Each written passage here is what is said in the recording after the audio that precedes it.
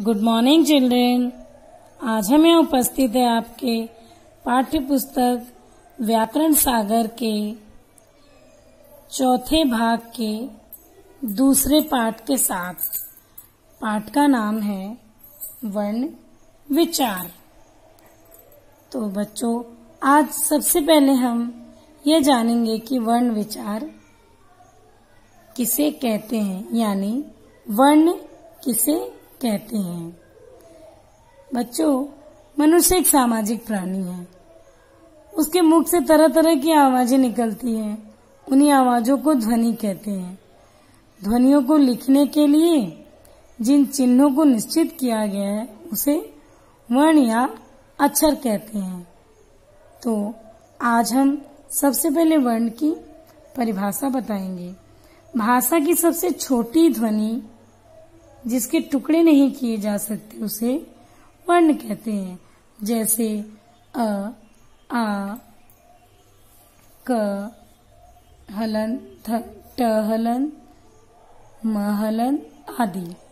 वर्ण के भेद। वर्ण के दो भेद होते हैं, स्वर वर्ण और व्यंजन वर्ण। जैसा कि आप लोग जानते हैं कि स्वर वर्ण के अंतर्गत अ, आ, ई, उ, री, ए, ओ आता है। स्वर की परिभाषा बताते हुए हम बताएंगे कि जिन वर्णों के उच्चारण में दूसरे वर्णों की सहायता नहीं लेनी पड़ती उसे स्वर कहते हैं। और जैसा कि मैंने आपको बताया कि अ, आ, ई, उ, री, ए, ओ और स्वर की संख्या 11 है। और अब व्यंजन की परिभाषा। व्यंजन वे वर्ण जिनका उच्चारण बिना स्वर की सहायता के संभव नहीं है, अर्थात इनको स्वर की सहायता से बोला जाता है। व्यंजनों की संख्या 33 है। जैसे क, ख, ग, घ, अंग, च, छ, ज, झ, ञ, ट, ठ, ड, ढ, ढ़, त, थ, द, ध, न, प, फ, ब, भ, म, य, र, ल, व, श, श, ह। तो यहाँ स्वर और व्यंजनों के अतिरिक्त अंग, अनुस्वार, विसर्ग और अनुनासिक ये अन्य 3 ध्वनियां हैं। अब हम अनुस्वार के बारे में जानेंगे।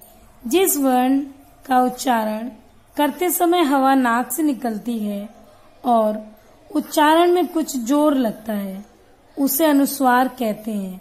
जैसे अंग, पंख, हंस, मंजन आदि।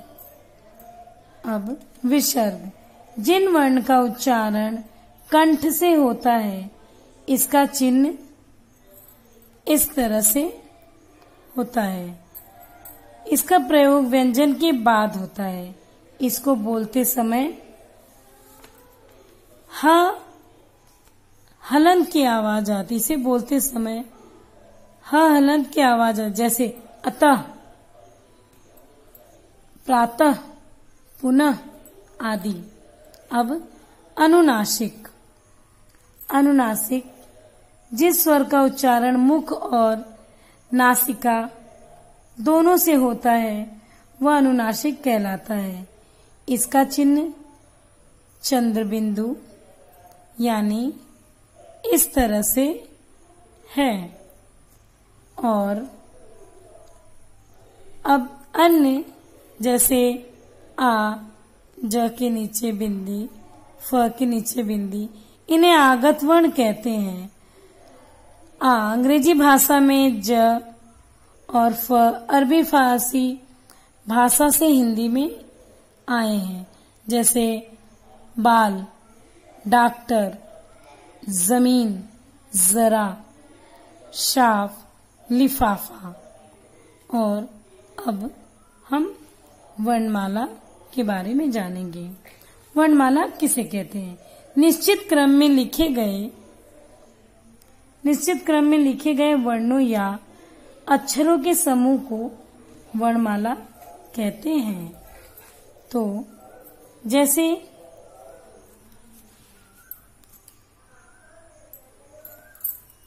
अब हम मात्राओं के बारे में जानेंगे। जब स्वर किसी व्यंजन के साथ मिलता है तो स्वर का रूप छोटा हो जाता है। इसी छोटे रूप को मात्रा कहते हैं। जैसे आ, ई, उ, री, ए, ओ, औ। अब हम संयुक्त व्यंजन के बारे में जानेंगे। संयुक्त व्यंजन क्या होता है? वे व्यंजन जो दो व्यंजनों के योग से कुछ इस तरह बन गए हैं कि उनका रूप, लेखन तथा उच्चारण दोनों में ही बदल चुका है, संयुक्त व्यंजन कहलाता है। जैसे क्षत्रिय, त्र, ज्ञ तथा श्र। संयुक्त व्यंजन को दो वर्णों से मिलाकर बनाया जाता है। ये दो वर्णों से ही मिलकर बनते हैं। संयुक्त व्यंजन तीन तरह के होते हैं। जो जुड़े व्यंजन, रूप आकृति, उनका रूप और आकृति बदलता है। जैसे इन्हें संयुक्ताक्षर कहते हैं। इनमें पहला व्यंजन स्वर रहित और दूसरा व्यंजन स्वर सहित होता है। जैसे कच्छा, ज्ञानी, श्रम आदि। अब दूसरा भेद, दो जुड़े व्यंजन। जैसे कहलन धन अ, कक्क, चहलन धन अ, चच, तहलन धन अ, तत्। इन्हें द्वित व्यंजन कहते हैं। इनमें पहला व्यंजन स्वर रहित और दूसरा व्यंजन स्वर सहित होता है। जैसे मक्का, बच्चा, कच्चा, हड्डी आदि। और अब तीसरा भेद, दो जुड़े व्यंजन अलग अलग। जैसे कहलन धन, खहलन धन अ, कख, सहलन धन, तहलन धन अ, स्त, पहलन धन, यहलन धन अ, प्य। इनमें पहला व्यंजन स्वर रहित और दूसरा व्यंजन स्वर सहित होता है। जैसे मक्खन, पुस्तक, प्याज, क्यारी आदि। अब हम र के विभिन्न रूपों को देखेंगे। र के विभिन्न रूप। र के साथ उ की मात्राएं लिखने का तरीका।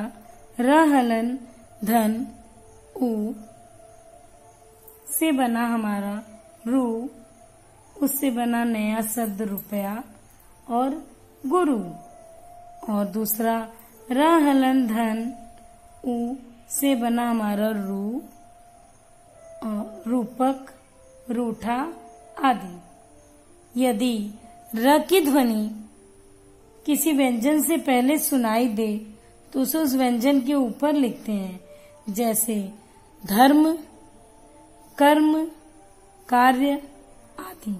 यदि र की ध्वनि किसी व्यंजन के पश्चात सुनाई दे तो उसे उस व्यंजन के नीचे लिखते हैं।